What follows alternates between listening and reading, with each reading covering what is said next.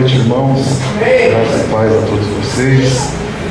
Como o pastor disse, será um tema difícil hoje à noite, um tema polêmico, mas eu quero agradecer desde já a todos vocês que nos suportaram aí por quase 8 meses, consecutivos, tirando a virada do ano, final do ano.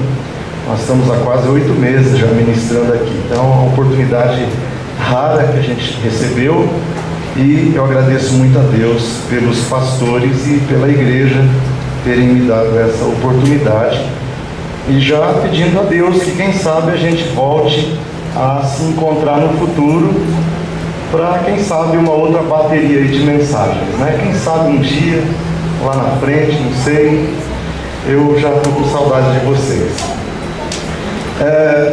A mensagem de hoje será abrindo o jogo sobre o divórcio. Abrindo o jogo sobre o divórcio. Malaquias capítulo 2, versículo 16, para a gente começar. E hoje eu preciso muito que vocês me ajudem com a leitura bíblica, ok? Então eu preciso que vocês estejam com Bíblias à mão, em nome de Jesus, Bíblias à mão, para que possam conferir esse tema de fato polêmico que é o assunto do divórcio. Malaquias 2, versículo 16, eu quero apenas o começo desse versículo e também o final dele, ok? Apenas o começo do versículo e o final dele. Malaquias 2, 16 diz: Eu odeio o divórcio, diz o Senhor, o Deus de Israel. Repito, eu odeio o divórcio, diz o Senhor, o Deus de Israel. E o finalzinho desse versículo diz: por isso tenham bom senso, não sejam infiéis. Eu odeio o divórcio, por isso tenham bom senso e sejam fiéis, não sejam infiéis. A mensagem de hoje, ela praticamente é uma indicação minha, pessoal, no pedido meu pessoal, o pastor Maurício, semana passada, já que seria minha última noite de ministração nas quartas aqui, como uma espécie de contribuição a essa igreja. O espírito que me traz aqui hoje a falar desse assunto para vocês é a ideia de contribuir com essa igreja no processo bíblico e na compreensão bíblica do entendimento acerca do divórcio. Quando é que se pode ter um divórcio ou não, se o cristão pode passar por divórcio ou não.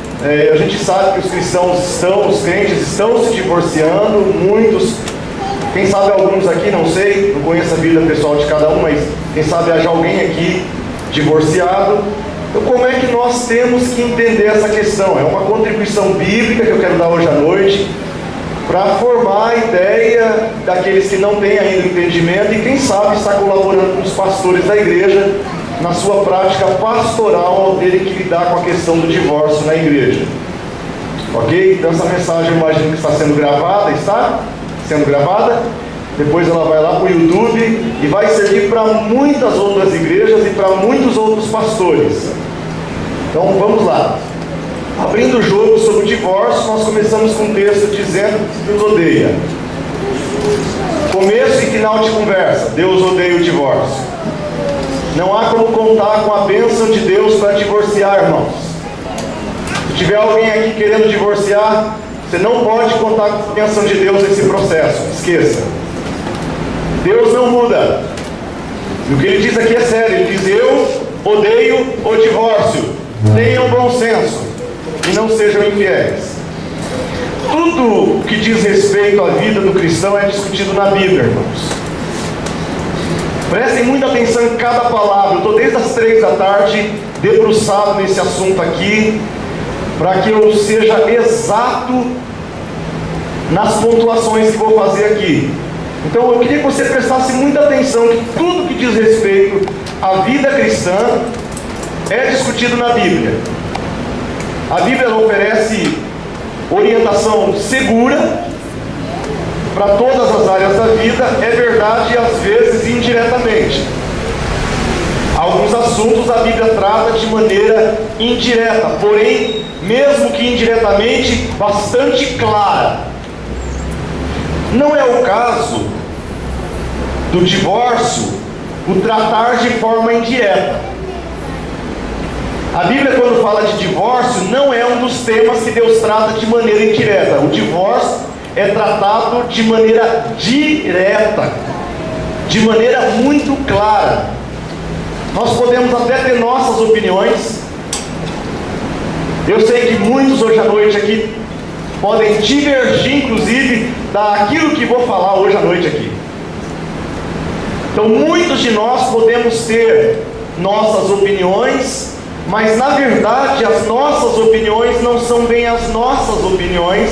Muitas vezes as nossas opiniões são as opiniões do mundo, do sistema mundano, que de alguma forma já penetrou em nós. Então, aqueles que hoje concordam com o divórcio, eu quero dizer que esse concordar com o divórcio não é um pensamento seu. Esse é um pensamento do mundo, anti-Deus, anti-vida, anti-Cristo, anti-espiritualidade, anti-família, que de alguma forma já está entrando na mentalidade de alguns de nós, ao ponto da gente ser a favor de 1, 2, 3, 4, 5 casamentos, 1, 2, 3, 4, 5 divórcios. Mas a ideia bíblica é que o cristão não deve ter os seus pensamentos ou amoldados aos pensamentos do mundo. O cristão deve pensar sobre divórcio com as categorias do que a Bíblia trabalha sobre divórcio. Então a tentativa de hoje à noite é trazer a nossa mentalidade a ser moldada pela palavra de Deus. Não por aquela opinião que talvez você tenha que nem é sua, que é talvez uma opinião da mídia, é talvez uma opinião de gente totalmente desviada de Deus. É a tentativa de resgatar um padrão de bom senso. Deus é contra o divórcio, Ele odeia o divórcio e Ele diz: tenha bom senso. Não sejam infiéis. Antes de tratar especificamente desse tema, eu preciso fazer aqui algumas reafirmações de princípios bíblicos. Primeiro, em todas as questões da vida, inclusive na questão conjugal, nós precisamos nos lembrar que nós fomos feitos literalmente para o louvor da glória de Deus. Grave isso na sua mente hoje à noite. Número 1. Nós fomos feitos para o louvor da glória de Deus, e é isso que a Bíblia diz no Salmo 106, verso 47. Diz assim: salva-nos, Senhor nosso Deus, ajunta-nos dentre as nações, para que demos graças e glórias ao teu santo nome, e façamos do teu louvor a nossa glória. Ou seja, o primeiro princípio é que o homem foi criado para o louvor da glória de Deus, e tudo quanto o homem faz deveria ser para expressar louvor e glória ao nome de Deus. Então as minhas atitudes, as minhas decisões, os meus pensamentos devem me levar a glorificar a Deus. E a pergunta já seria de cara: o divórcio glorifica a Deus? Primeiro princípio, nós nascemos para o louvor da glória do Senhor. E tudo quanto fizermos deve ser para o louvor da glória dele. Então nós vamos já começar questionando: será que o divórcio glorifica o nome do Senhor? Segundo princípio, o casamento, irmãos, é a oportunidade estabelecida por Deus para a complementação da vida. Eu fui criado para o louvor da glória de Deus, e eu me casei com a Jerusa porque o casamento é a ideia de Deus de complementar a existência humana. A ideia da conjugalidade está no coração das pessoas. O próprio Adão, a Bíblia diz isso lá em Gênesis 2, verso 20 até o 24. Assim o homem deu nome a todos os rebanhos domésticos, às aves do céu, a todos os animais selvagens, Todavia, não se encontrou para o homem alguém que o auxiliasse e o correspondesse. Então o Senhor Deus fez o homem cair no profundo sono. Irmãos, ele não tinha completude. O Adão foi criado por Deus, mas não havia alguém que o auxiliasse, alguém que lhe fosse semelhante. Ele tinha os animais, deu nome a todos os animais, mas alguém que fosse semelhante a ele não tinha nenhum, porque ele olhava para os animais e ele percebeu, ele não é igual aos animais, e ele sabe que ele também não é igual a Deus.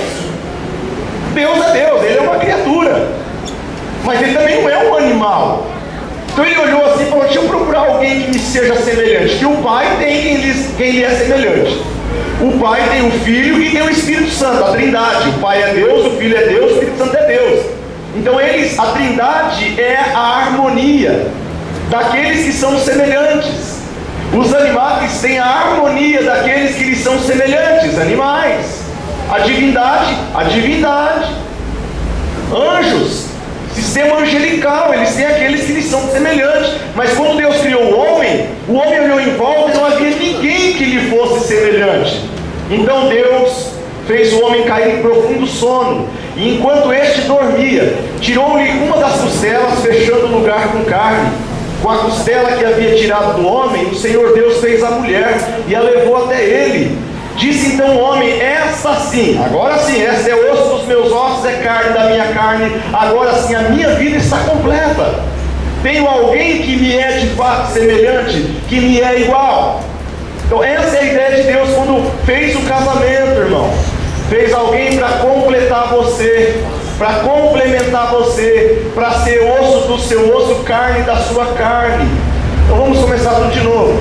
Nós somos criados para o louvor da glória de Deus, e tudo que fizermos tem que ser para o louvor de sua glória. Ponto 2. O casamento foi uma ideia fantástica que Deus teve de fazer alguém que seja semelhante para complementar a vida do ser humano.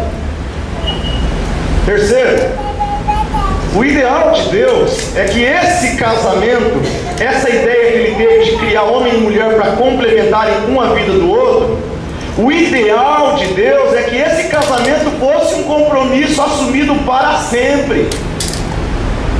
Não é um complemento por 5 anos que depois quebra-se com divórcio. Deus não criou um complemento para ficar complemento por 12 anos, até o filho ser adolescente e depois quebra com divórcio. Não é um complemento, não é um passatempo. Eu disse aqui, o ideal de Deus é que o casamento fosse para sempre. Infelizmente não é a realidade, mas é o ideal.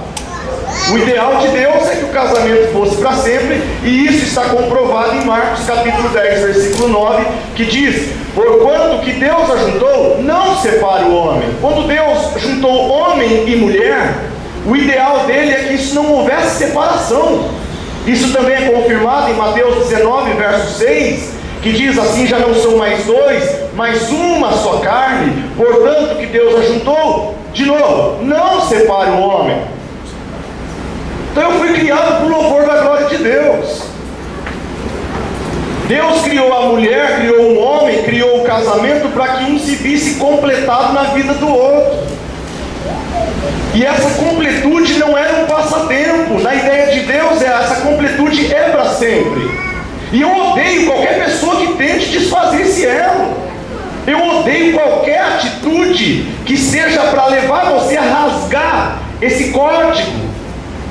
Bom, tendo dito essas 3 considerações, quero dizer para vocês que hoje a nossa tarefa será bastante árdua, porque eu quero ver esse assunto do divórcio, já que eu já entendi que eu fui criado por louvor da glória de Deus, que o meu casamento é uma forma de Deus completar a minha vida, e que esse completar a minha vida é um completar para sempre, não é passatempo.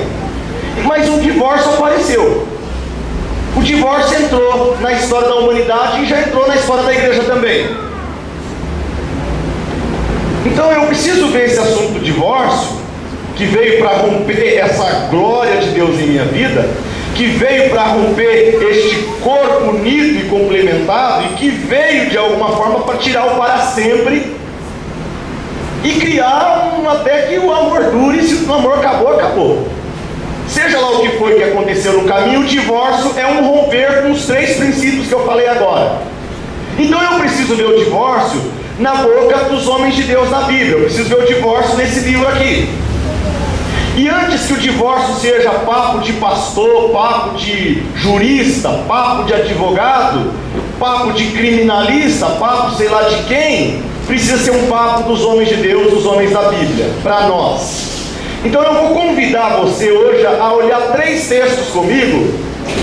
É um texto em Deuteronômio 24, teremos um texto em Mateus capítulo 19 e o outro texto será 1 Coríntios capítulo 7. No primeiro texto nós vamos ver o grande legislador Moisés falando sobre o divórcio. No segundo texto nós vamos ver o nosso grande Salvador Jesus Cristo falando do divórcio. E no terceiro texto nós vamos ver o grande apóstolo Paulo falando sobre o divórcio. Porque esses 3 seres, esses 3 homens, isto é, Moisés, Jesus e o apóstolo Paulo, são os 3 homens da Bíblia que elaboram e que discutem a possibilidade, a viabilidade, a cláusula de indissolubilidade de um casamento. Ninguém está autorizado em uma igreja evangélica, nem no ministério pastoral, a liberar o assunto do divórcio, sem antes entender o que Moisés escreveu, o que Jesus falou e o que o Paulo disse. Mas hoje à noite, após examinarmos os 3 textos, e já eu repito, para quem estiver anotando, já eu repito, depois que analisar os 3 textos, aí sim, a conclusão dessa mensagem, chá de boldo com jiló. Aí sim, a partir de 3 textos, nós vamos fazer conclusões pastorais. Seja qual for o caso, tem que se aplicar os 3 textos. E aí nós vamos fazer uma conversa aqui. Então vamos lá. Primeiro, Moisés. O primeiro que eu quero estudar agora é Moisés. E o texto é Deuteronômio 24, versículo 1 a 4. Quem tiver Bíblia, por favor, me ajude. Você precisa entender o divórcio à luz da Bíblia. E o divórcio à luz da Bíblia é Deuteronômio 24, 1 a 4, é Mateus 19, 3 a 12 e é 1 Coríntios capítulo 7, verso 10 até o 16. Esses são os 3 textos que elaboram o tema do divórcio dentro da Bíblia Sagrada. E um cristão, e principalmente os casados, devem conhecer quais são as 3 colocações aqui. Então vamos à primeira. Moisés, Deuteronômio 24, 1 a 4. Diz assim: se um homem casar-se com uma mulher, olha, e depois não a quiser mais por encontrar nela algo que ele reprova, algumas Bíblias dizem encontrar nela coisa feia, encontrar nela coisa feia.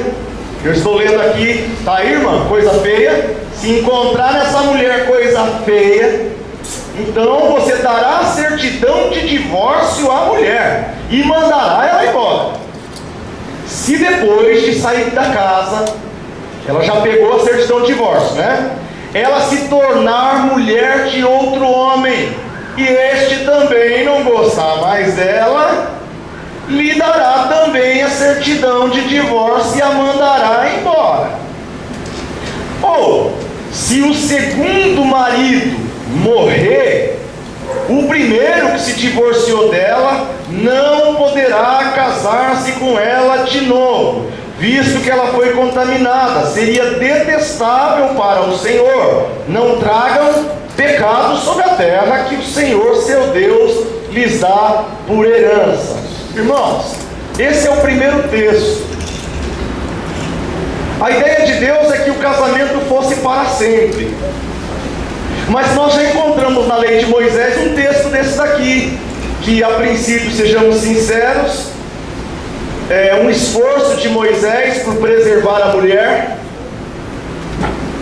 Muitas mulheres não conseguem enxergar o que Moisés está fazendo a favor delas e dizem que a lei ela é machista, porque é só o homem que vê coisa feia na mulher que pode divorciar. A mulher não tinha direito de pedir divórcio, ok? Na Bíblia a mulher não tem direito de pedir divórcio. Nos 3 textos o contexto é o mesmo, é o homem que tinha o direito de pedir divórcio, e nos dias da lei de Moisés, o homem podia pedir divórcio de uma mulher caso ele achasse nela coisa feia. A coisa estava tão banalizada nos dias de Moisés. Jesus vai dizer que Moisés permitiu o divórcio por causa da dureza de coração deles. A coisa estava tão banalizada naqueles dias que o que tinha de homem casando com mulher, eu vi uma coisa feia nela, acordei de manhã, estava descabelado, e disse, que coisa horrorosa. E tem base bíblica aqui, ó, coisa feia. A minha mulher está dormindo e eu estou vendo que ela está babando, coisa feia. Mulher babando, coisa feia. Ela veio me pegar de manhã, está com remela no olho, que coisa feia. Divórcio. Então a coisa estava tão banalizada que esse homem estava liberando essa mulher e se esquecendo do fato de que a mulher no Antigo Testamento, para sobreviver, ela dependia do marido. A sobrevivência de uma mulher no Antigo Testamento dependia do marido, irmãos. Se esse marido casa com ela, vê coisa feia nela e manda ela embora, como é que ela vai sobreviver? Ela não podia casar de novo, a menos que ela tivesse uma certidão de divórcio, a menos que ela tivesse, literalmente, um documento. Porque o marido de repente ia dar um castigo na mulher, vem comigo, ele ama a mulher dele, mas ele quer dar um castigo nela, então ele cria a ideia que ele viu nela coisa feia,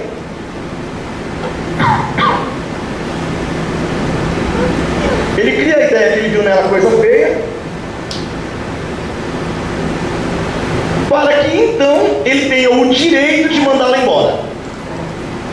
Mas ele não dava a ela uma certidão de divórcio, portanto ela ficava perdida na vida, ela não tinha como casar de novo para se sustentar.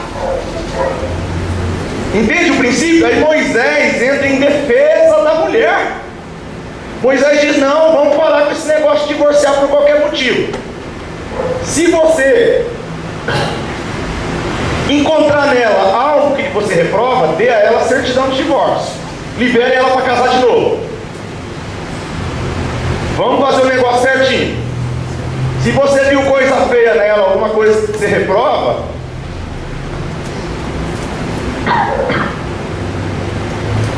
se você viu isso nela, então dê um documento para ela para liberar a vida dela no novo casamento. Agora preste atenção, se essa mulher se casar de novo e esse segundo marido também não gostar mais dela, eu estou com um texto aqui bem destacado diante dos meus olhos, eu estou exatamente no texto bíblico. Se esse marido não gostar mais dela também, então dê certidão de divórcio. O que você não pode fazer é divorciar de uma mulher e não dar documentação legal para ela. Porque se você não dá documentação legal para ela, você não está liberando ela para casar de novo. Ou seja, Moisés está preocupado com quantas vezes você pode casar. Tem de crente discutindo se pode casar, se não pode casar segunda vez, e quando é que pode, quando é que não pode. Para Moisés a discussão não é quantas vezes ela pode casar, é quantas vezes ela será mandada embora pelo marido. Um cara banal, porque naquela época era banal, coisa feia, qualquer coisa, podia ser interpretado como qualquer coisa.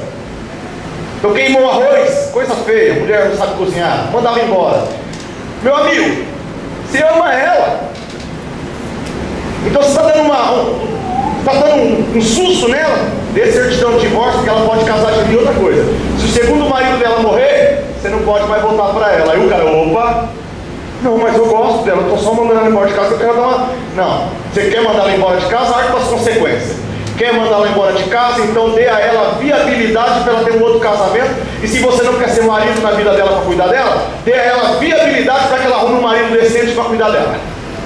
E se esse segundo marido ela também deu um azar danado, porque ele também não prestar e também não gostar dela, então dê certidão de divórcio para quem sabe encontre um terceiro marido.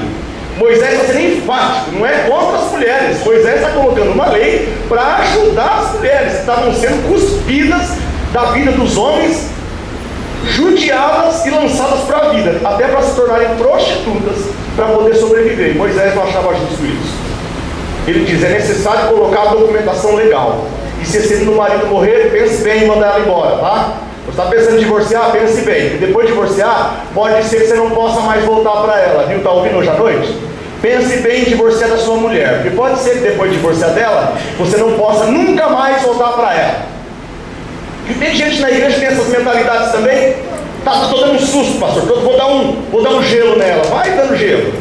Uma hora ela encontra um que gosta dela, meu filho. Uma hora ele encontra uma que gosta dele de verdade, e aí complicou para o seu lado, você perdeu o amor da sua vida por causa de besteira. Então esse é o contexto. Jesus reconhece o esforço de Moisés. Jesus reconhece. Naquela época uma mulher separada, abandonada, não teria como sobreviver a não ser pela prostituição, ou viver de esmola, virar uma mendiga, literalmente. A sobrevivência dela se dava no interior do casamento, ela precisava da certidão do divórcio. É por isso que o Moisés está tratando disso. Ele estava dizendo que diante de todos os males, dos males o menor. Já que vai divorciar, pelo menos libere a documentação para que ela viva melhor. Jesus vai se contrapor a esse princípio de Moisés e vai dizer: ó, Moisés disse isso, eu porém vos digo, tenho algo a dizer sobre o assunto. Moisés começou com a conversa, Jesus já vai estreitar essa conversa. E qual que é o problema da conversa de Moisés? Essa parte que ele diz: se você encontrar nessa mulher algo que você reprova, ou coisa feia, como é que coisa feia pode ser interpretada, irmãos? Coisa feia então é a mulher que não sabe cozinhar? Isso que é coisa feia? Quer dizer que a cláusula para um divórcio aqui nesse texto é o homem encontrar na mulher coisa feia? O que é coisa feia? Ela não saber passar uma roupa? Que coisa feia uma mulher não saber passar uma roupa? O que é coisa feia? A mulher não limpar direito a casa dela, não limpar o banheiro, largar as calcinhas penduradas no banheiro, e quando a visita chega, está cheio de calcinha lá dentro. Isso é coisa feia? Então, baseado nisso, eu tenho base mosaica para me divorciar da minha mulher. Será que é isso que é coisa feia aqui no texto? Não. A palavra coisa feia aqui do texto em hebraico é a palavra ervat dabar. Essa palavra ervat dabar não é coisa feia, qualquer coisa feia. Significa algo indecente. A ideia é de moral, sexual. Se o marido encontrasse na mulher um certo comportamento imoral, um certo comportamento indecente. Por exemplo, a mulher tivesse com um decote mostrando demais os seios, isso poderia ser algo indecente, passível de divórcio. Por exemplo, a mulher está expondo o corpo dela, é algo indecente, e isso era passível de divórcio, na lei de Moisés. Quando esquecer o assunto da questão sexual, moral, indecência, e transformar em remela no olho, em chulé, em mau hálito, ou em não saber cozinhar, não saber passar roupa, aí banalizar o negócio. Aí um dia não gostei da sua cara, coisa feia, não gostei da sua cara. Então foi banalizada a lei de Moisés. Jesus vai ter que vir, já vamos agora para o segundo texto. Jesus vai ter que vir para consertar essa questão da banalização da lei de Moisés. O ervat dabar deixou de ser uma coisa imoral e indecente e passou a ser qualquer coisa. Os discípulos de Jesus, agora nós já vamos para o segundo ponto, que é Jesus. Mateus 19. Jesus vai ter que contrapor o ponto, vai ter que explicar direito o ervat dabar, e vai dizer assim, eu vou ler para você, eu sei que é Mateus 19, mas eu tenho umas considerações para fazer aqui antes de ler o texto. Mateus 5, por exemplo, Jesus diz assim: foi dito, aquele que se divorciar de sua mulher deverá dar-lhe certidão de divórcio. Estou em Mateus 5, 31 e 32. Ei, presta atenção, Mateus 5, 31 e 32. Foi dito que aquele que se divorciar de sua mulher deverá dar carta de divórcio. É um texto no Novo Testamento de alguém que está lendo Deuteronômio 24. É alguém nos dias de Jesus dizendo para Jesus o que ele pensa sobre Deuteronômio 24. Foi escrito que é para dar certidão de divórcio. Mas eu lhes digo agora, que todo aquele que se divorciar de sua mulher, exceto por imoralidade sexual, algumas Bíblias dizem adultério, está errado, exceto por imoralidade sexual, faz que ela se torne adúltera, e quem se casar com mulher divorciada estará cometendo adultério. Jesus falou assim, a turma banalizou a lei de Moisés, banalizar o ervat dabar, transformar o ervat dabar em qualquer coisa. Não é, eu porém digo a vocês, se você quiser separar da sua mulher, a não ser que seja por imoralidade sexual, se você quiser separar dela sem que seja por essa cláusula, essa é a única cláusula de exceção, Irmãos, Jesus disse que a única cláusula de exceção para um divórcio é a imoralidade sexual. E se você não for por esse motivo se divorciar e você casar com uma mulher que por esse motivo se separou, você comete adultério com ela. Então vai estreitar a conversa aqui, vamos lá. Jesus, em Mateus 19 e também outros textos, fala de imoralidade sexual. Moisés falava de coisa indecente. Moisés falava de ervate dabar, coisa indecente.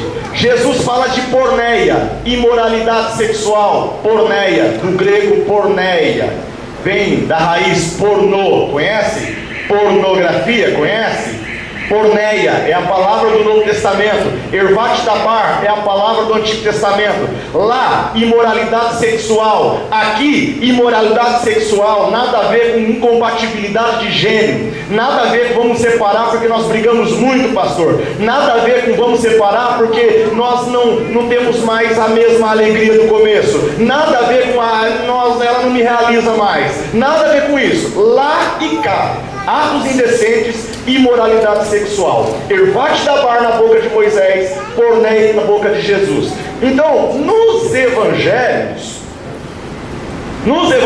isto é, Mateus, Marcos, Lucas e João, nós encontramos 4 textos falando sobre divórcio. Preste muita atenção na mensagem de hoje.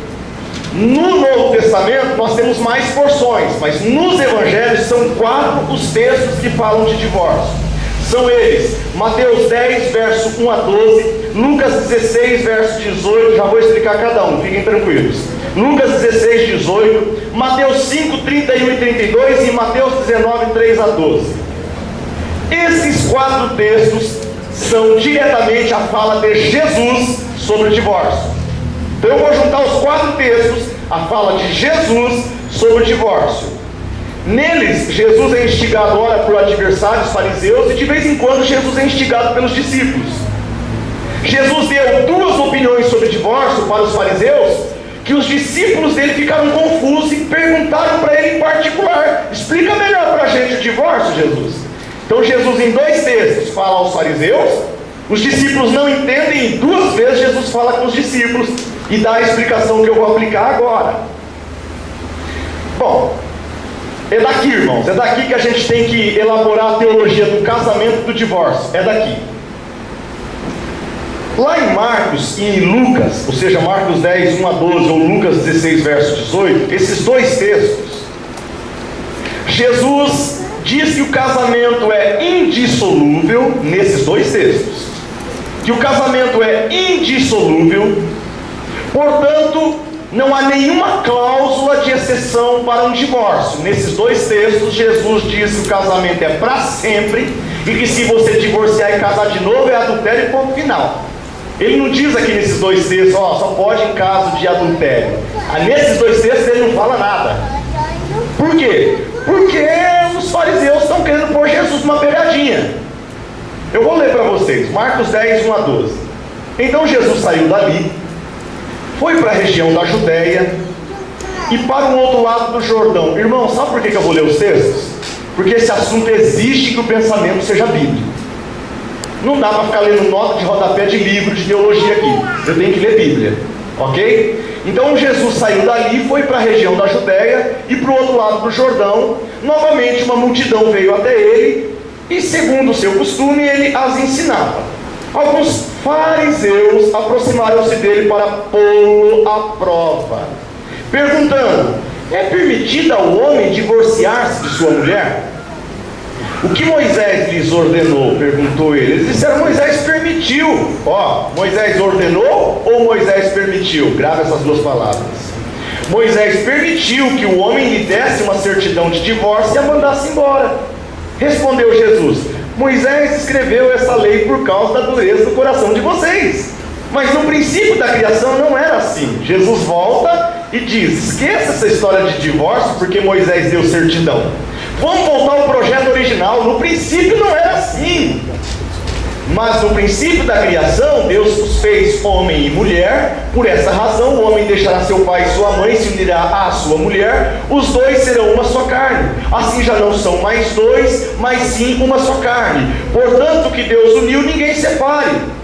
Quando estava em casa, Gente, os discípulos interrogaram Jesus sobre o mesmo assunto.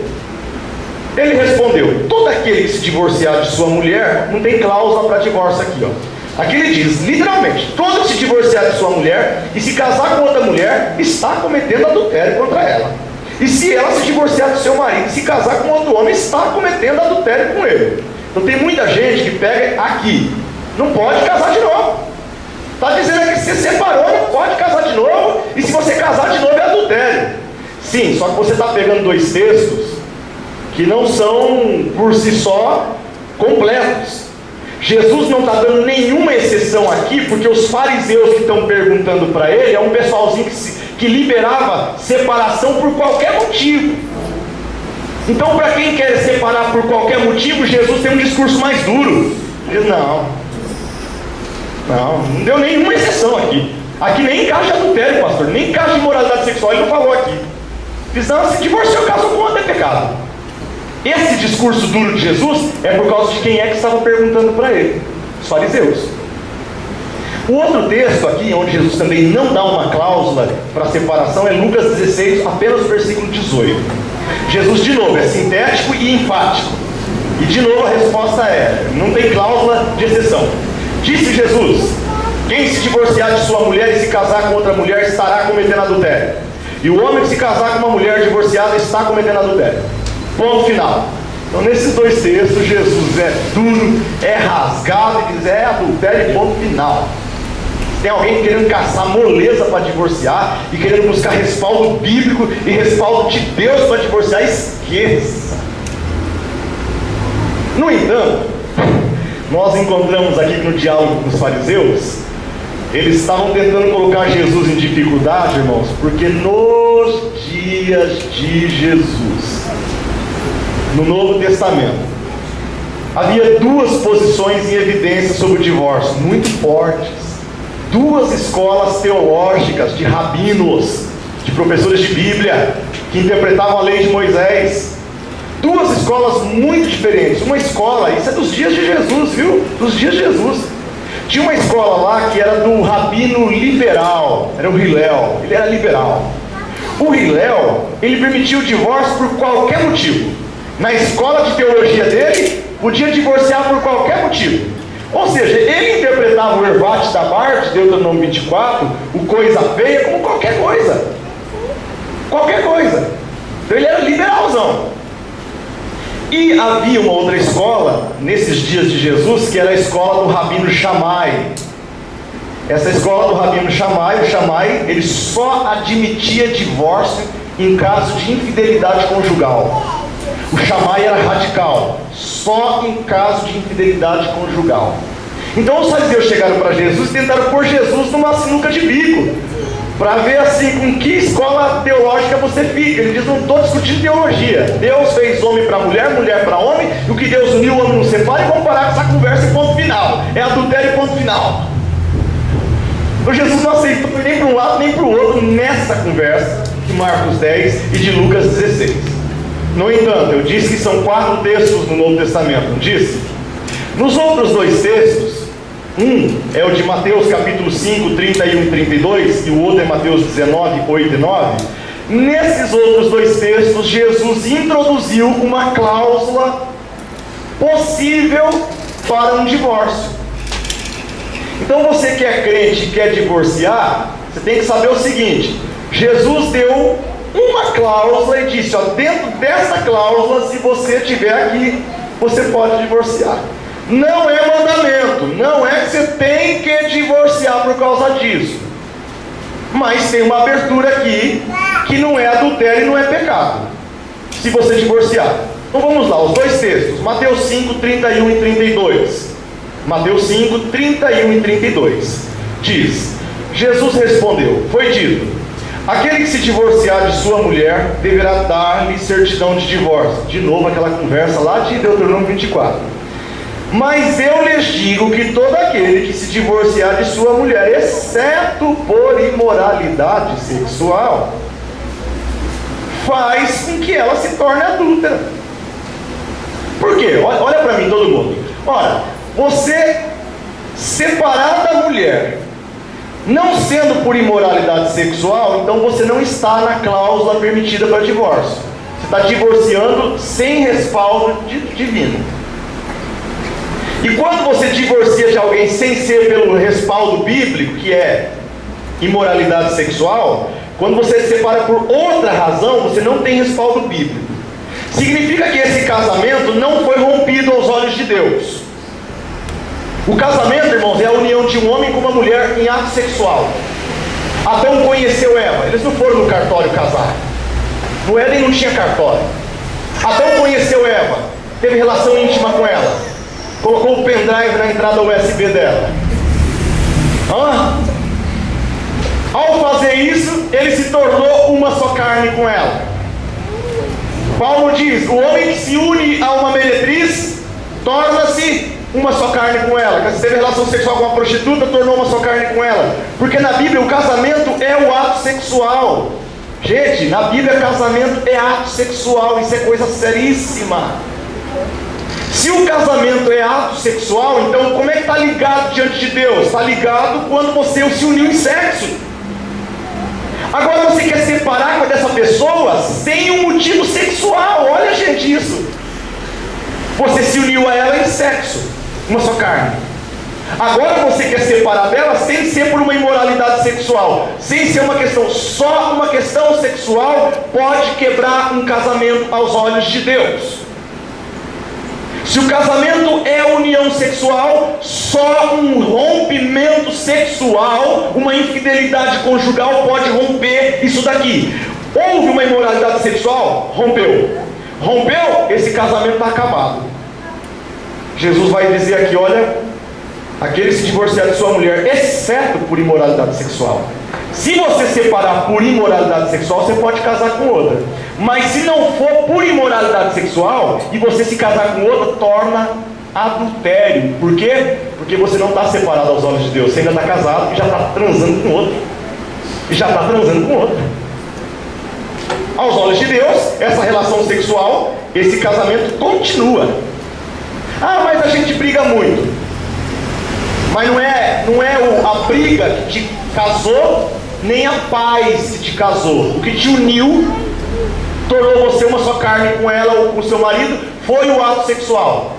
Entrou uma prostituta no caminho, entrou uma outra mulher no caminho. Houve adultério? Houve imoralidade sexual? Então esse casamento foi quebrado. Ele só não será rompido se você perdoar.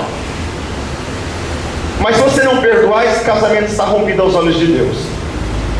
Você pode ir para um outro casamento, a parte inocente pode ir para um outro casamento em paz. A parte culpada já eu vou falar dela. Pastor, mas é complicado. Você não viu nada. Eu ainda tenho mais meia hora de mensagem no mínimo.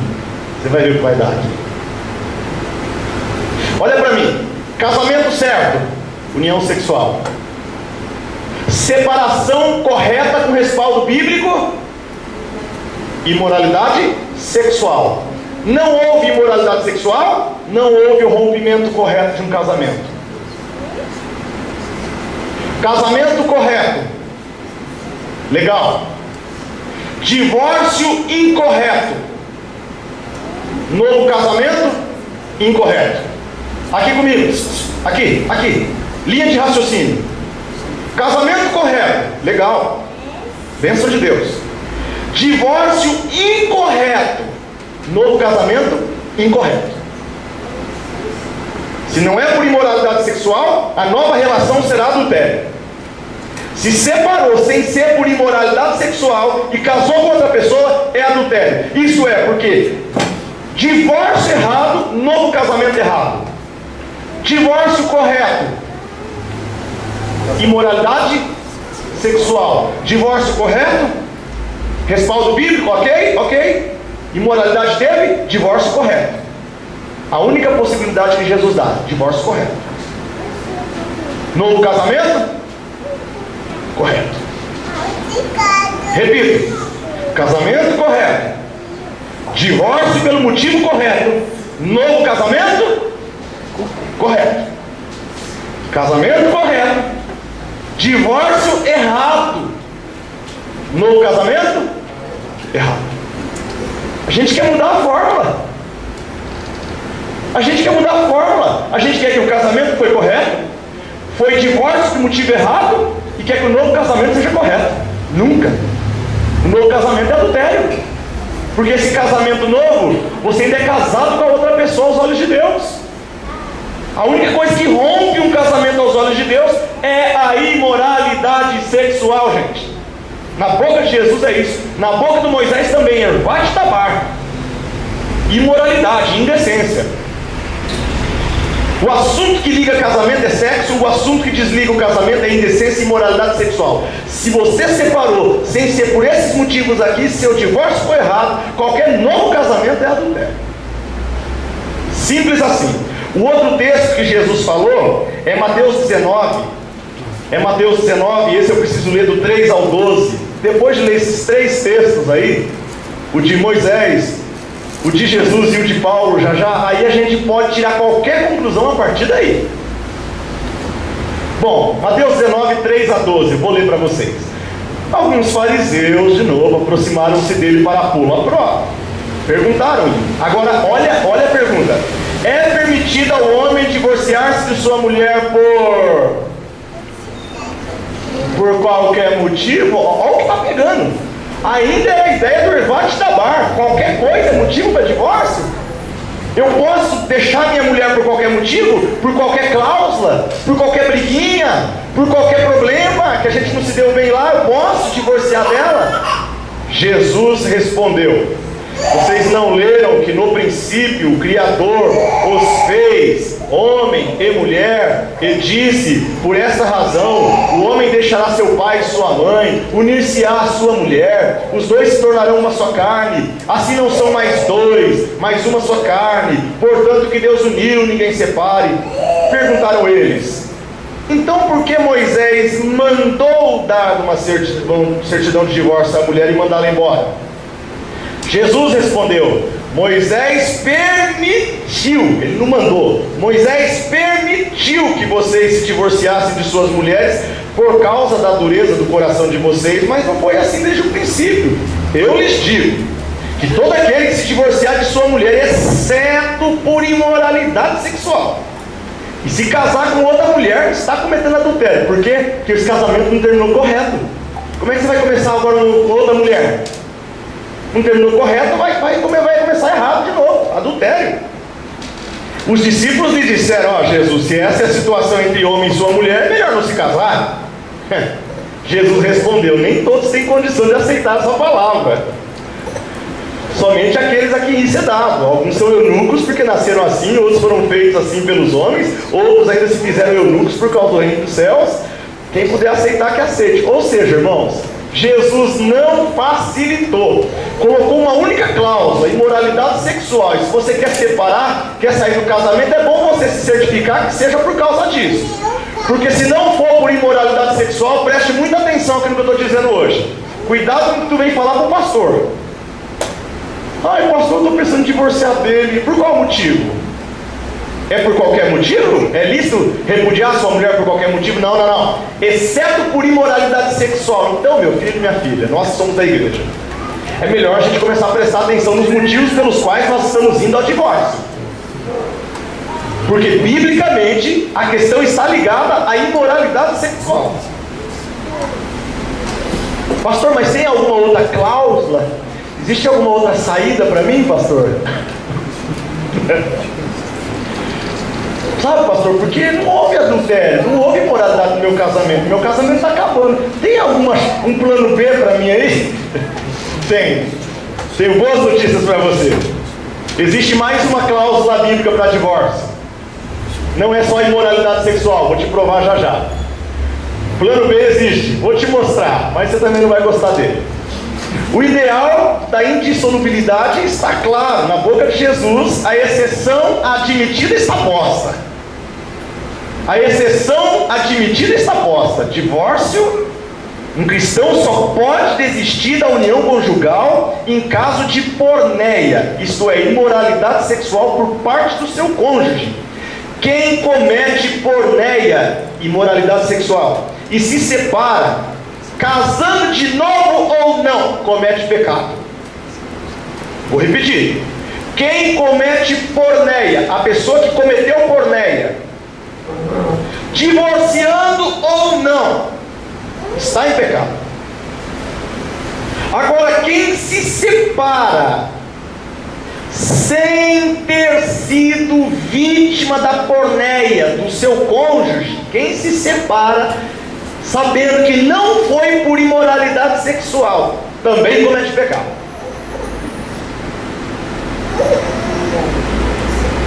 Porque aos olhos de Deus você ainda está casado. Se o seu divórcio não foi por imoralidade sexual, o teu elo, o teu vínculo está, Deus é testemunha do teu casamento, meu irmão. Tu fez um juramento no altar. Deus, o Deus da Bíblia, é muito sério com juramentos. Os juramentos de Deus são atos poderosos. Quando ele chega no casamento e fala assim, traga as alianças, momento do juramento. Quando eu faço o casamento, eu digo isso, momento do juramento. Não é momento de você fazer promessas. Ah, eu te prometo ser fiel até que a morte. Isso é balela. Promessa não vale nada. Aos olhos de Deus, o que vale é o juramento. Porque o juramento independe da promessa. A promessa pode ser condicional. Eu sou fiel a você se você for fiel a mim. Já o juramento não. Eu sou fiel a você independente se você for infiel a mim. O juramento de Deus é de fidelidade. Deus é fiel, ainda que nós sejamos infiéis. Depende dele. Não depende da minha fidelidade ou ele ser fiel. Juramento é quando de um lado está se colocando o seguinte: serei fiel a você, independente de você ser fiel a mim. Ah, mas ele foi infiel a mim. Ah, então eu vou ser infiel a ele. Isso aí é balela, isso é conversa furada. O contexto aqui é o seguinte: é que se você foi vítima da porneia, se você foi vítima da porneia, você pode ir para um novo casamento, em paz. Mas se você foi o causador da porneia e saiu desse casamento, você é a parte culpada. Deus não dá presentinho para a parte culpada, já vamos ver isso já já. Fica então afirmado. Primeiro, Jesus admite o divórcio. Sim ou não, irmãos? Admite ou não admite? Sim. Jesus admite o divórcio, inclusive o novo casamento. Agora, eu preciso complementar a frase. Jesus admite o divórcio e o novo casamento para a vítima da porneia, não para o causador. Deus não dá presente para o infiel. Tipo, você foi infiel no seu casamento, mas fica tranquilo que eu sou Deus, eu relevo. Ah! Você quer o quê? Já Deus dizendo que eu odeio o divórcio, a turma está divorciando. Acha um versículo na Bíblia que Deus diz: não, tudo bem, mesmo que seja parte culpada, eu relevo. Já era. Terceiro, vamos ver o apóstolo Paulo agora. 1 Coríntios capítulo 7, versículo 10 a 16. 1 Coríntios capítulo 7, versículo 10 a 16. Paulo coloca uma outra cláusula, irmãos. Para a alegria dos irmãos que querem divorciar, Paulo diz que existe uma outra possibilidade para o divórcio. Quando nós pastores falamos que é só em caso de imoralidade sexual, a gente só leu o Ervate da Bar e a porneia, a gente não leu Paulo. No entanto, Paulo diz assim, vamos explicar, irmãos. A carta de Paulo aos Coríntios é porque a igreja de Corinto lidava com muita dificuldade no relacionamento conjugal com famílias. A igreja Projeto Família ia ter muita dificuldade em Corinto. Corinto era um lugar complicado, irmãos. Semana eu dei uma aula aqui sobre Corinto, sexta-feira, sobre a questão do véu e o problema da imoralidade naquela cidade. Ia ser difícil ser pastor na igreja em Corinto. E qual que era o problema? Lá o problema é que havia muitos casamentos mistos na igreja, crentes casados com descrentes. E aí, pastor, crente casado com descrente, pode rolar um divórcio? Pode. Vou mostrar agora. Paulo ensina em 1 Coríntios 7, 10 a 16 assim. Vocês estão com o texto aberto? Sim. Eu não. Deixa eu abrir então. Eu não estou com o texto aberto.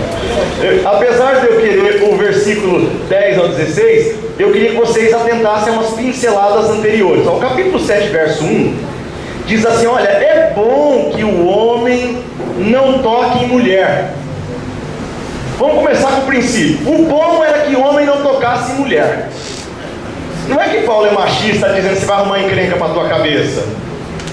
O que Paulo está partindo do pressuposto que para quem está vivendo na obra de Deus, como é o caso dele, e vai sofrer perseguições e provavelmente vai morrer nessas perseguições, o ideal é que você não tivesse esposa e filhos para serem maltratados e executados na sua frente por causa da fé. Que morra você não tem que ver a sua filha sendo torturada por causa da fé. Então o bom é que o homem não tocasse em mulher, seja, vivesse, o solteiro cuida da obra de Deus, o casado tem que cuidar do cônjuge. Isso é um princípio bíblico.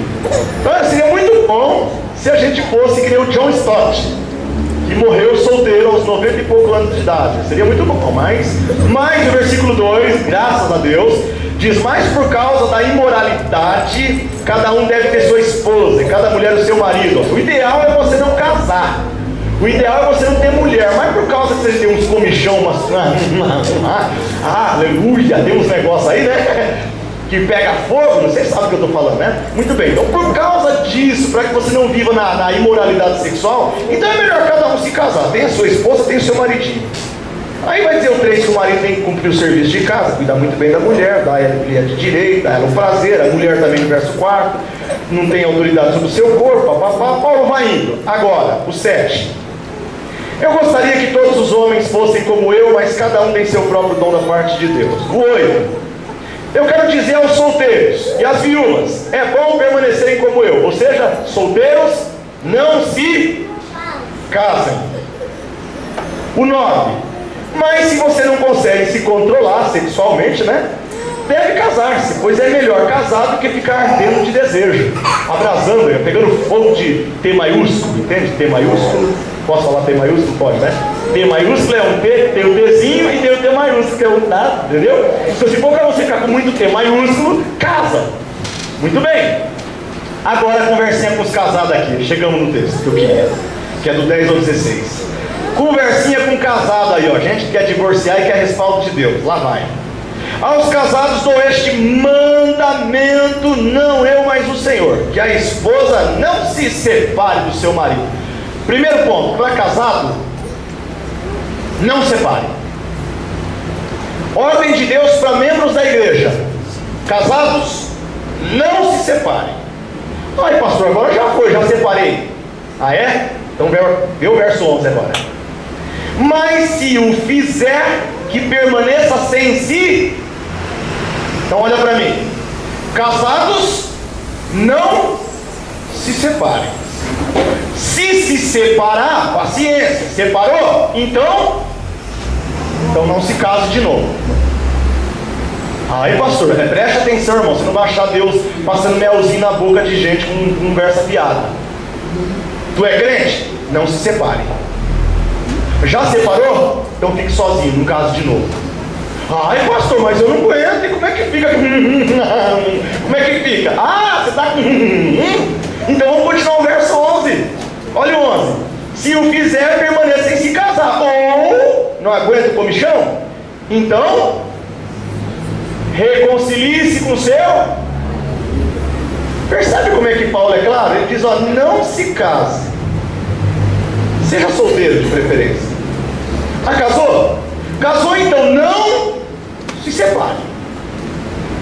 Ah, separou? Então fique sem casar. Ah, não aguenta? Então... As pessoas não querem ler isso aqui. Então volte, meu filho. Ai, pastor, mas... Aí Paulo vai ser muito gente boa. Paulo vai dizer assim: o marido não se divorcie de sua mulher, no final do 11. Ao 12.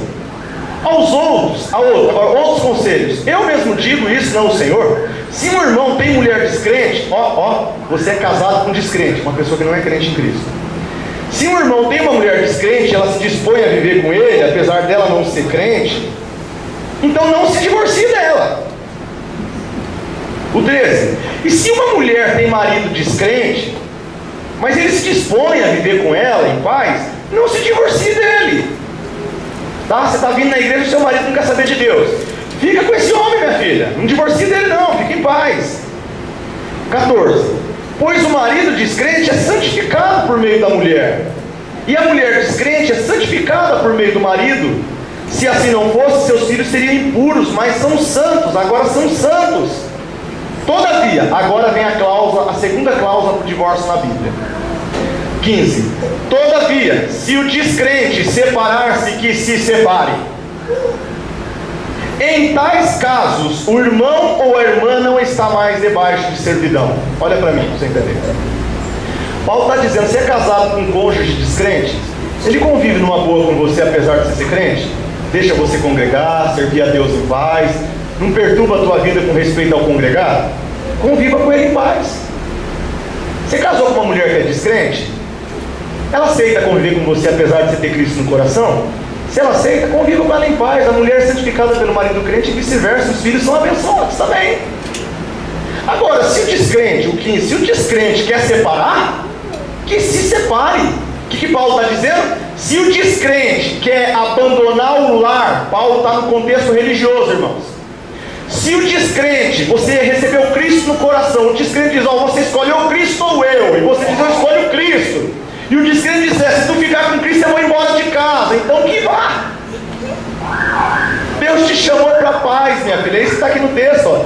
Não fica debaixo de servidão. Deus nos chamou para vivermos em paz. No final do versículo 15. Percebe que Paulo está dizendo que quando você é casado com um cônjuge descrente, pode rolar um divórcio. E que se o crente, o descrente quiser ir embora de casa, quiser se divorciar, quiser romper esse casamento por uma questão de fé, se ele convive com você em paz, viva com ele. Mas se ele começou a criar problema por causa da sua fé e isso é motivo para ele ir embora, deixe que ele vá embora. Então Paulo está colocando aqui, irmãos, a segunda cláusula para um divórcio. Paulo está dizendo, Jesus falou que a cláusula para o divórcio é a imoralidade sexual. E eu estou dizendo para vocês que em caso de crente casado com descrente, se houver abandono do lar, o descrente foi embora de casa, o crente está liberado, não está mais debaixo desse jugo, dessa servidão, porque Deus te chamou para a paz, você está liberado. Consegue entender isso, irmãos? Então a segunda cláusula para o divórcio na Bíblia, pastores, é abandono por parte de cônjuge descrente, onde o membro crente, fiel a Deus, não tem culpa nesse divórcio. Por uma questão de fé, o cônjuge o abandonou, ou era Cristo ou era ele, e o crente ficou com Cristo. E eu não posso tratar um crente da igreja divorciado, que optou ficar com Cristo em vez de ficar com o marido, e tratá-lo como um problema na minha igreja porque ele é divorciado. Agora tem que prestar muita atenção, porque se algum irmão ou irmã que é casado com um cônjuge descrente descobre que existe uma abertura para divórcio com um cônjuge descrente, pastor Maurício, eu sou casado com uma mulher descrente, quer dizer então que biblicamente se a minha mulher foi embora de casa, eu estou liberado? Sim, biblicamente sim, só que se for por motivo de fé, não é porque você crente perturba a vida do descrente ao ponto do descrente querer ir embora de casa. Que tem irmãos que descobrem que há um princípio por divórcio em caso do maridão ir embora de casa, o descrente, um encardido. Então a irmã crente passa a infernizar a vida dele para que ele possa ir embora de casa, porque ela teria o respaldo bíblico aqui de Paulo. Só que nesse caso, irmãos, o divórcio não seria legal, porque o causador do divórcio seria o crente. Quem consegue entender o que eu estou falando hoje à noite? Então, mesmo quem é casado com um descrente que abandonou e foi embora de casa, tem que se saber se esse descrente te abandonou por uma questão de fé ou porque você é um implicante, é um xarope mesmo. Nem o descrente te aguentar, nem o crente ia te aguentar, minha filha. Aliás, deixa eu já deixar aqui o recado dado, muitos vão ouvir na internet. Não é que o descrente não aguentou o casamento, nem crente aguenta. Aqui no final do verso 15 diz, Deus nos chamou para vivermos em paz. Casamento é para ser um lugar de paz, meu filho e minha filha. Casamento tem que ser um pedacinho do céu. Se for um pedacinho do inferno, se for a casa de um crente com um descrente, a gente ainda entende, mas dois crentes vivendo como cachorro e gato, vá se converter, meu filho. Vá se converter. A incompatibilidade de gênero, não é falta de conversão mesmo. É falta de conversão mesmo. aparecer aqui, irmãos, uma notinha, agora sim vou dar uma nota do Dr. Luiz Saião e do pastor Israel Belo de Azevedo, falando desse texto de Coríntios 7. Dois grandes teólogos brasileiros. Um deles que fez a edição da Bíblia NVI, o Luiz Saião, hebraísta, né? Os dois falando desse texto, os dois assim, uma conversa particular entre eles. Dois teólogos trocando correspondência. Caiu na minha mão um pedacinho da correspondência, né? Caiu na minha mão assim, né? Eu futricando na internet e encontrei. Olha a conversa desses dois grandes teólogos, falando desse texto aqui. Dizem assim: Paulo insiste em que o ideal ainda é a manutenção do casamento, que pode ser um instrumento de salvação de um dos cônjuges descrentes.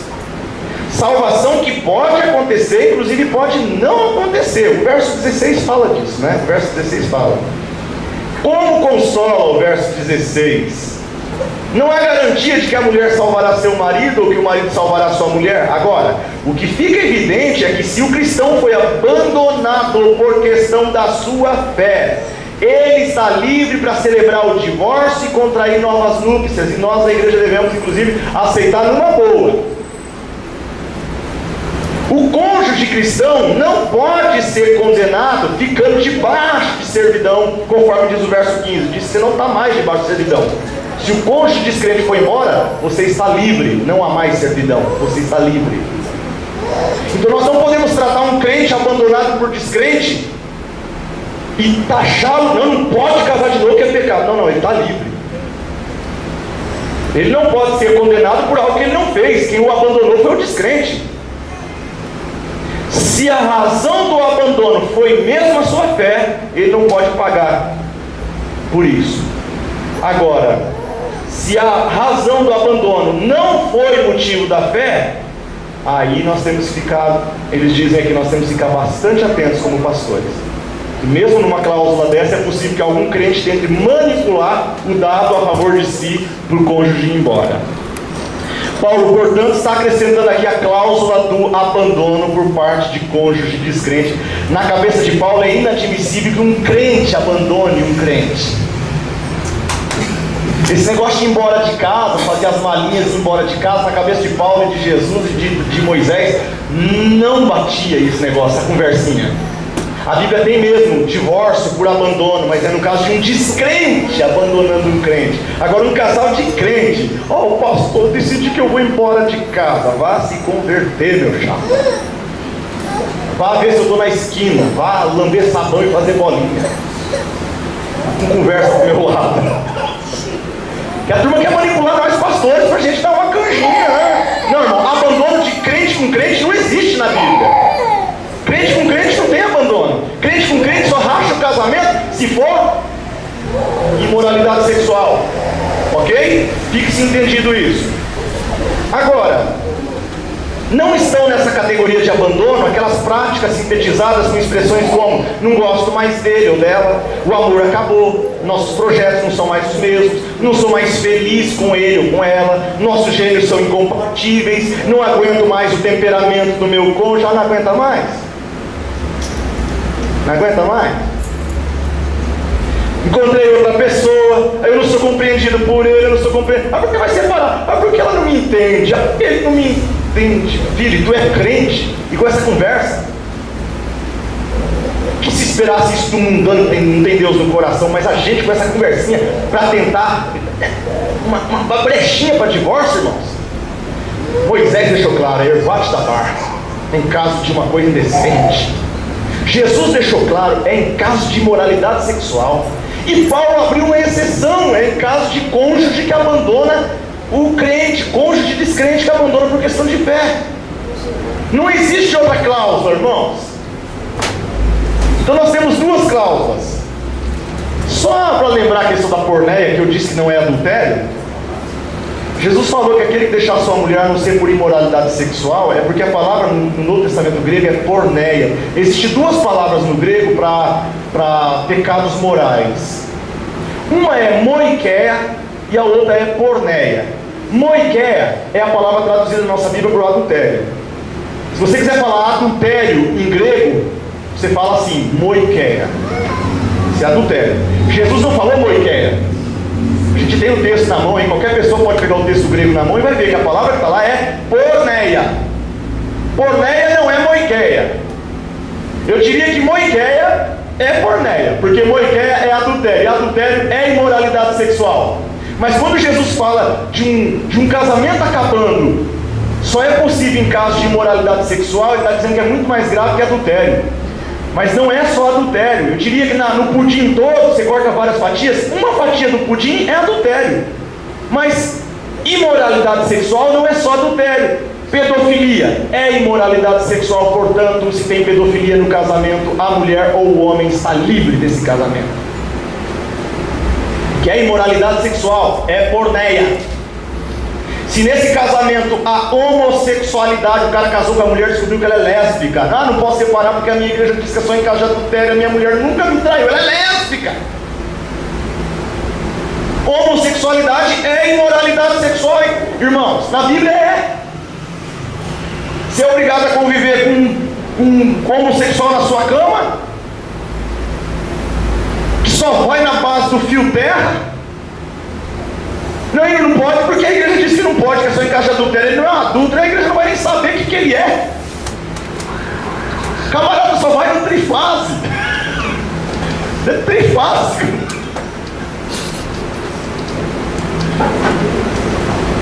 Acho tão bom que tem irmãos sérios que não estão entendendo o que eu estou falando, graças a Deus. Sabe? Eu coloquei aqui, adultério é imoralidade sexual, homossexualidade é imoralidade sexual, pedofilia é imoralidade sexual, incesto é imoralidade sexual, sadomasoquismo é imoralidade sexual, zoofilia é imoralidade sexual. A mulher gosta de transar com cachorro, meu amigo. É você deixar o coitado do cachorro em casa sem sair trabalhar, quando você chega você pega a cena lá. Isso é imoralidade sexual, irmão. Incesto, o cara está abusando dos filhos dentro de casa, irmão. Eu não posso divorciar porque ele sempre foi um homem trabalhador, nunca adulterou. E pedofilia não é pecado, não é imoralidade sexual, não? Então isso aqui é para a gente começar a discutir um pouquinho, que não é em caso de adultério, não. A coisa é mais grave, é em caso de imoralidade sexual. Pornografia é imoralidade sexual? Sabe o que é que está de... Vamos traduzir esse negócio? O casamento só acaba quando entra a imoralidade sexual. Se não houver perdão, esse casamento acaba. E a parte inocente está liberada para um novo casamento. A parte culpada, esqueça. Inclusive falando de pornografia. E se a gente pegar o pé da letra, tem muito crente com liberdade para divorciar aí, só por causa desse ponto da pornografia. Já é 10 para as 10. Eu sinto muito. Já sei 10 para as 10, eu não consegui fazer nenhuma conclusão. Mas eu vou tentar ler em poucos minutos, não vou comentar, vou tentar ler. Já que nós estudamos esses 3 textos, quais são as aplicações? Aplicação geral. Número 1, aplicação geral. O que a gente faz com isso que a gente leu? Número 1, aplicação geral. Eu coloquei aqui, primeiro ponto, a gente deve respeitar os irmãos divorciados. Recasados ou não? Se a graça de Deus, irmãos, é graça de Deus para divorciado também, tá bom? A graça de Deus não é graça só sobre os casados, não. A Bíblia não defende que a graça de Deus é só para os casados. Aliás, se tem alguém, entenda a minha retórica, se tem alguém que de fato precisa mais do que quem não é divorciado, se tem alguém que mais precisa da graça de Deus, são os divorciados. Porque eles passaram por um trauma na vida pessoal deles que nós não passamos. Estão precisando muito mesmo da graça de Deus para curar o coração deles, porque eles estão feridos. Portanto, o primeiro princípio é, depois de ouvir tudo isso, nós precisamos aprender como igreja a respeitar os divorciados, recasados ou não, respeitá-los como pessoas carentes da graça de Deus. Agora não confunda respeitar com assinar e dar aval embaixo para todo tipo de divórcio na igreja. Número 2, o que a gente faz com isso? Qual é o conselho que eu dou agora para os casados com boa qualidade conjugal? Se você é casado e está bem casado, e você fala essa mensagem não tem nada a ver comigo, pastor, porque eu tenho uma boa qualidade conjugal, eu quero dizer para você, continue investindo no companheirismo, na amizade, continue investindo no seu casamento, continue investindo na fidelidade, na valorização, no cultivo das diferenças, continue valorizando o diálogo dentro de casa, a busca do bem-estar. De preferência, dê atenções, continue dando, ou se nunca deu, dê atenções no seu casamento às questões de cuidar da saúde física e emocional do seu cônjuge. Um bom casamento é um casamento onde a mulher cuida da saúde física, emocional e espiritual do seu marido, e o marido cuida da vida emocional, física e espiritual da esposa. Então ele entende, ele procura, ele cuida do corpo dela, da alma dela e do espírito dela. Continue investindo no seu casamento se você vive bem. E lembre-se que quem vive bem deve cuidar para não cair, porque pode ser que um dia seu casamento, que hoje está bem, pode estar mal lá na frente. Então todo cuidado é pouco, irmãos. E quem vive bem não deve se orgulhar de viver bem, porque o orgulho é muito perigoso, ok? Não pense que vocês poderão construir sozinhos a felicidade de vocês. Se vivem bem, se ofereçam a trabalhar nos departamentos de família na igreja. Se o seu casamento é um casamento abençoado, se ofereça para trabalhar com família na igreja. Então, primeira consideração, respeite os divorciados, eles precisam da graça de Deus. Segunda consideração, se você vive bem e tem qualidade no seu casamento, continue investindo em cuidado com orgulho para você não cair um dia. Terceira aplicação, para os casados em dificuldade, eu quero dar um conselho: lute pelo seu casamento. Está aqui, quem sabe, hoje à noite, com casamento em dificuldade. Lute pelo seu casamento. Irmãos, um casal deve explorar todas as possibilidades para salvar o casamento. Há uma pregação minha, que no final dela eu peço para todos os casais darem as mãos, e eu peço para eles repetirem assim: meu amor, nós faremos o que for necessário para fazer esse casamento dar certo. Olhe no olho dele, no olho dela, e falem isso um para o outro. Nós vamos fazer tudo que for preciso para fazer esse casamento dar certo. Então, se você está tendo problema no seu casamento, eu quero te dar essa dica: lute pelo seu casamento. E a melhor maneira de se livrar de um mau casamento é lutar para que ele não seja tão mau assim. A melhor maneira de se livrar de um casamento ruim não é divórcio. A melhor maneira de lutar com um casamento ruim é lutar para que ele não seja tão ruim. Nesse ponto ainda eu preciso dizer o seguinte: uma separação nem sempre é melhor do que um mau casamento, irmãos. Uma separação nem sempre é melhor do que um mau casamento. Às vezes é melhor um mau casamento, que você pode lutar para ele ser um bom casamento, do que um divórcio que você já desistiu de vez do casamento. E muitas pessoas que estão passando pelo divórcio descobrem que a sensação do divórcio é pior do que aquele casamento que você chamava de ruim. Muitas pessoas estão entendendo que divórcio é solução para um casamento com problema. Irmão, o divórcio é pior do que o problema que você está enfrentando no seu casamento. Quem passou pelo divórcio e conta pra gente, ninguém conta sem lágrima nos olhos. Filhos de pais divorciados não contam. Mesmo quando o pai e a mãe estavam dentro de casa com um casamento que não era legal, para eles era melhor o pai e a mãe com um casamento ruim do que um pai e uma mãe divorciado. Machucou muito mais. Então é um mito, esse negócio de melhor só do que mal acompanhado, isso é um mito do inferno. Isso é do inferno, que agora eu aprendi que é melhor sozinho do que mal acompanhado, mas eu nunca fico sozinho. Eu só tiro a companhia que eu digo que é má, porque eu não quero mais, né? Eu quero novas sensações. Aliás, é por isso que eu compro um tênis novo, porque aqueles tênis meu todo não me dá a sensação que o tênis novo me dá. É por isso que eu compro uma calça nova, porque as calças todas que eu tenho no guarda-roupa não me dá a sensação que a calça nova dá. É por isso que eu compro um celular novo, porque o celular que eu tenho 2, 3 celulares, mas eles não me dão a sensação nova que esse me dá. E assim, tudo que a gente compra, pastores, é porque na hora que você compra aquilo, irmãos, é assim ou não é?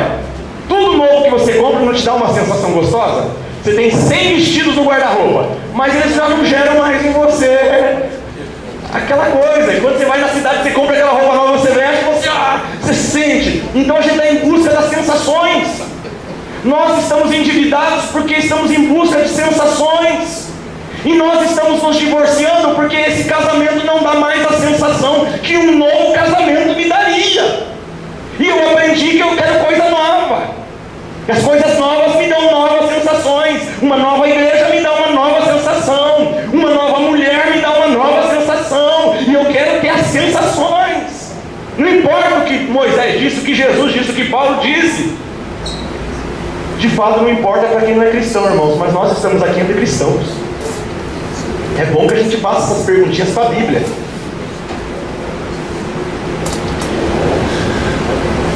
Se você está passando por problema no seu casamento, lute por ele. E segundo, não tome decisão precipitada, tá? Está passando por problema no casamento, não tome decisão precipitada. Não decida rápido um divórcio, nunca. Aliás, não decida sozinho. Você não se casou sozinha. Converse com alguém, converse com a sua igreja, converse com os seus pastores. Ninguém tem a ver com a minha vida. Nenhum casal casou sozinho, casou lotado de testemunha. Por que na hora de divorciar você quer divorciar sem pedir opinião? É a minha vida. Então casasse sozinho também, não chamasse ninguém no seu casamento? Casasse sozinha. Mas não, você chamou um monte de gente para participar do seu casamento. Eu chame um monte de gente para participar do seu divórcio também. Ouça a opinião das pessoas. Você ouviu para casar, por que não ouve agora na hora de divorciar? Por que na hora de divorciar as pessoas tomam decisões sozinhas? Não se precipite. Tenha calma na decisão. Não tome a decisão sozinho ou sozinha. O custo emocional é muito caro. E outra coisa, se você chegou à conclusão que seu casamento está mal, que você não vai mais lutar por ele, chegou à conclusão que vai divorciar mesmo, então eu quero te pedir uma coisa: respeite dois princípios. Dois princípios. Chegou à conclusão que o casamento está mal e vai divorciar. Isso para quem estiver ouvindo na internet. Respeite dois princípios. Não tem mais jeito, decidiu, é divórcio mesmo. Por causa daquela cláusula lá, você tem respaldo na cláusula. Então quer dizer, respeite o princípio da dignidade. Se é para separar, faça uma separação com dignidade. Separação com dignidade, eu estou querendo dizer aqui que você acabou de separar da pessoa. Seja digno. Não esteja na outra semana já namorando com outra menininha. E hoje nós temos pessoas que estão divorciando numa semana, na outra já estão de namorisco. Está na igreja. Respeite o princípio da dignidade. Não convém a um cristão separado viver de namoriscos para lá e para cá. Não convém. E aliás, o padrão de sexo antes do casamento está aplicado também para quem está separado, sem sexo. O padrão para o separado, na questão sexualidade, é o mesmo para o solteiro, sem sexo. O outro princípio que eu coloquei aqui: respeite o princípio do cônjuge mais fraco. A lei de Moisés colocou um princípio para respeitar a mulher como cônjuge mais fraco. Dê a ela uma viabilidade para ela poder se sustentar em um outro casamento. Isso é você respeitar o outro. O que separou de você, faça um caminho para ele, que ele possa tocar a vida dele. Porque alguns de nós, quando a gente acha uma brecha por divórcio, vai para a brecha, não tem dignidade, na outra semana, no outro mês já está namorando, se bobear 3 meses depois já está casado com outra, e está fazendo de tudo para perturbar a vida do outro que foi embora, e se puder dificultar a documentação, para que o outro se lasque, se puder manchar a reputação do outro. Meu filho, você vai divorciar? Então o princípio do bom senso cai bem aqui, da dignidade. Se respeite o outro, faça como Moisés, crie uma viabilidade para que o outro viva em paz.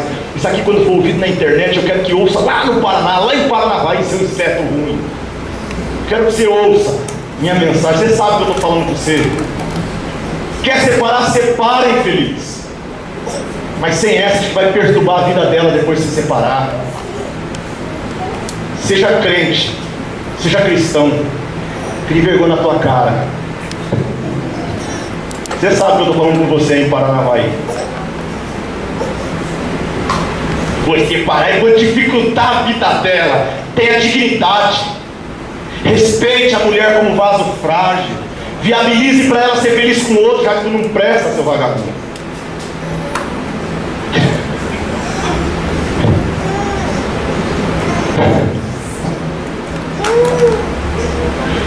Quarto. Hoje é despedida mesmo? Quarto. Para os casados que se divorciaram. Isso aqui eu vou deixar para os pastores estudar depois, item por item, tá?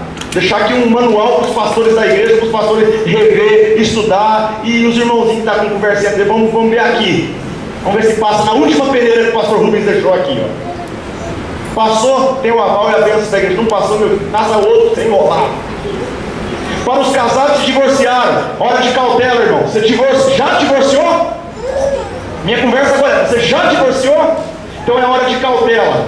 Se já divorciou, eu coloquei aqui, os divorciados que foram vítimas do abandono ou da porneia. Vítimas. Os divorciados vítimas não devem se sentir obrigados a casar de novo. Tem irmãos divorciados muitas vezes na igreja que são vítimas de um casamento onde não é a parte culpada, você é a parte inocente. Eu quero colocar assim: você não se sinta obrigado a casar de novo. Nós não podemos criar uma pressão na vida das pessoas que elas têm que casar de novo. Até porque não há garantia de que o segundo casamento vai ser melhor do que o primeiro. Estatisticamente é só você olhar o que eu estou falando. Nem sempre o segundo casamento é melhor do que o primeiro. Filha, luta pelo seu casamento aí. Até porque o segundo casamento tem tudo para não dar certo, porque 50% do segundo casamento ainda é você.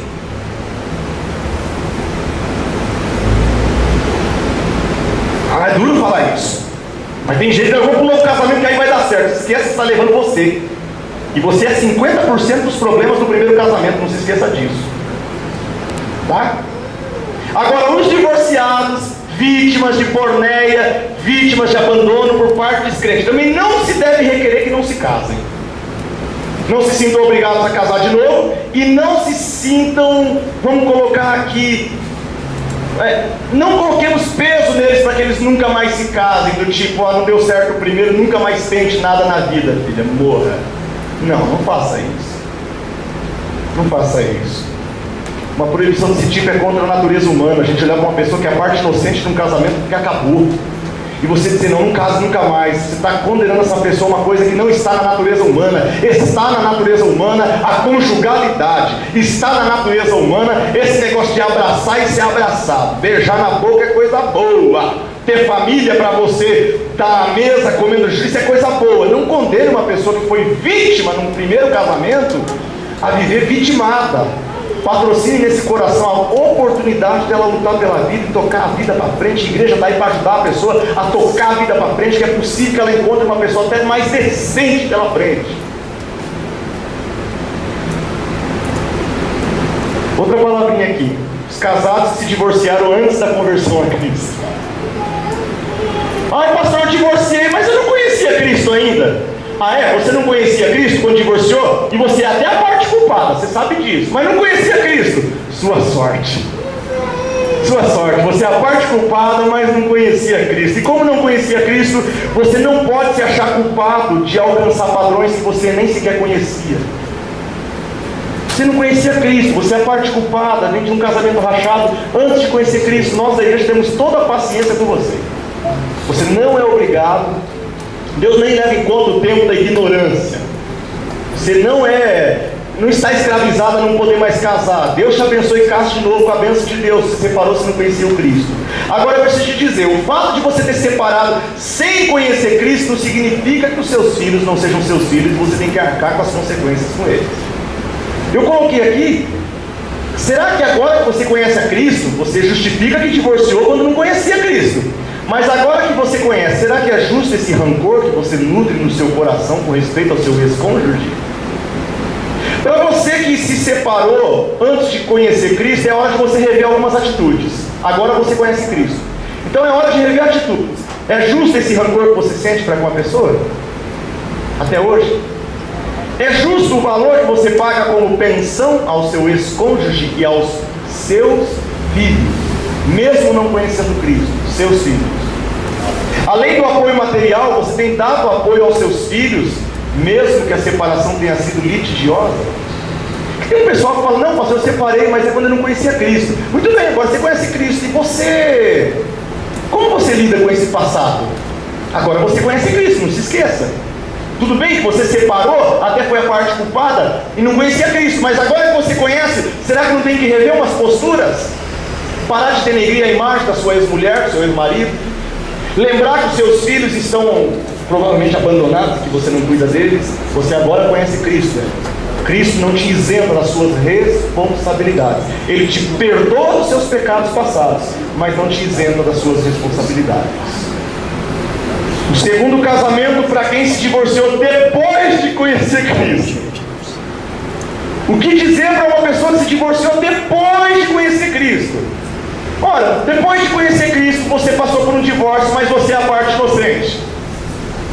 Fique em paz, irmão. Você já conhecia Cristo, passou por um divórcio, você é a parte inocente. Não fique se culpando, não fique se torturando. Você já foi humilhado, humilhada, traído num casamento. Você é a parte inocente. Mesmo que você conheceu Cristo, seu cônjuge conhecia Cristo, você já passou por essa humilhação da imoralidade sexual do outro, do abandono do outro. Não se culpe. Se recupere, se fortaleça e vá viver. Agora, para finalizar, o segundo casamento para o divorciado que provocou a separação e já conhecia Cristo. Percebeu que estreitou? Divórcio e novo casamento para a parte culpada que já conhecia Cristo. Se você, sendo um cristão, divorciou-se por ter sido infiel e por ter sido agente do abandono, leve em conta a instrução bíblica, você pecou. Peça perdão a Deus. Confesse a Deus o seu pecado. Você já conhecia Cristo e foi a parte culpada. Peça a Deus perdão do seu pecado, eu tenho certeza que Deus perdoa. Segundo, peça perdão para o seu cônjuge. Peça perdão ao seu cônjuge pelas feridas que você causou. Veja se é possível você reparar os danos gerados. Você já conhecia Cristo. Você é a parte culpada. Você é a parte que traiu. Você é a parte que pisou na bola. Peça perdão a Deus. Peça perdão ao cônjuge. Vê se é possível reparar alguns estragos. Por exemplo, se o seu ex-cônjuge está sozinho, você é a parte culpada e abandonou ele. Se o seu ex-cônjuge está sozinho e ainda há amor no seu coração por ele, busque a reconciliação. Você reconhece que é a parte culpada. Já conhecia Cristo, seu cônjuge está abandonado. Busque a reconciliação. Ah, ele é a parte inocente, por ser parte inocente já casou de novo. E agora? Não busque reconciliação, deixe ele em paz. Esqueça que você é a parte culpada. Você rompeu o casamento, e a parte inocente saiu ferida, machucada, se recompôs, casou de novo com a bênção de Deus. Agora você não tem direito de ir lá estragar de novo outro casamento. Fique na sua. Se você está casado,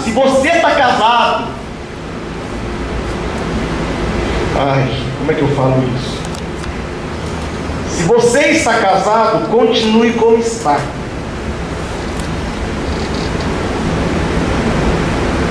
Não se separe de novo para restabelecer o que foi rompido com a outra pessoa. Às vezes a outra pessoa está sozinha, parte inocente, mas você se casou de novo. Não rompa um segundo relacionamento para voltar com o primeiro. Pastor, mas segundo relacionamento seria adultério? Eu não estaria deixando o adultério para voltar? Irmão, mas aqui é a hora. É a hora que a teologia e a prática pastoral a gente se tomba.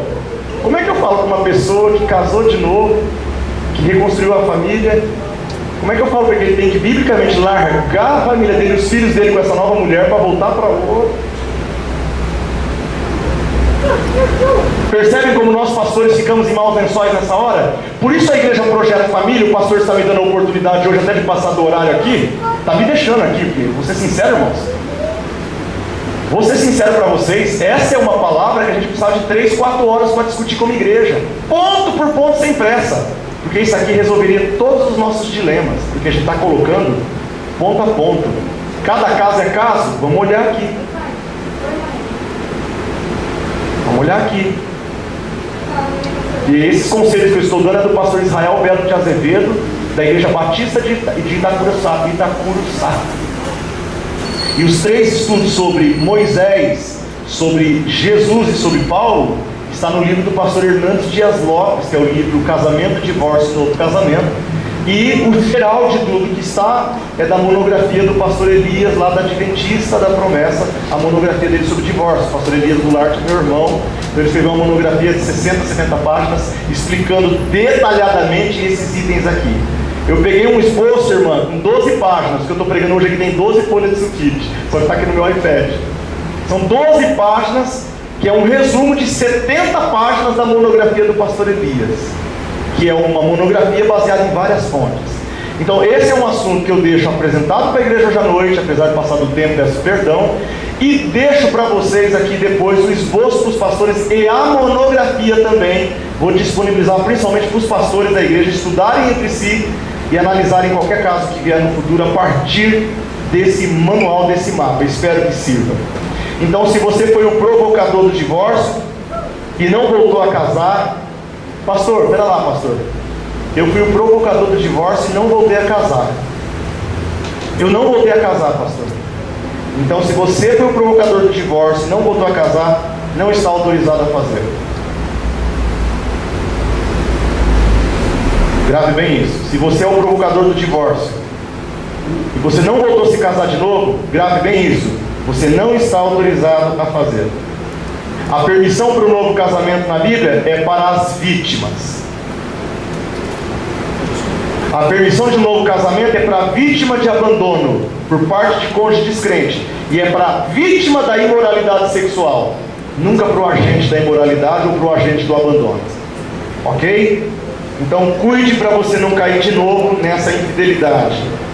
Casamento para quem está amaziado, aqui vai longe. Quem está amaziado vai consertando aí.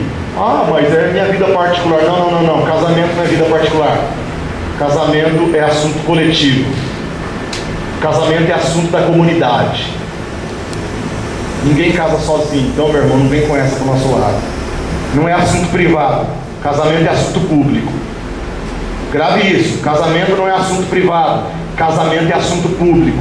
Portanto, se vivemos em comunidade, o seu casamento é um assunto público da igreja.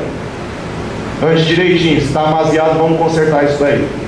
Vamos procurar os procedimentos legais, porque a sua vida privada diz respeito ao coletivo da igreja, sim. Ok? E finalizo, os filhos de pais divorciados. Se você é filho de pai divorciado, legitimamente ou ilegitimamente, não os julgue. Não os julgue.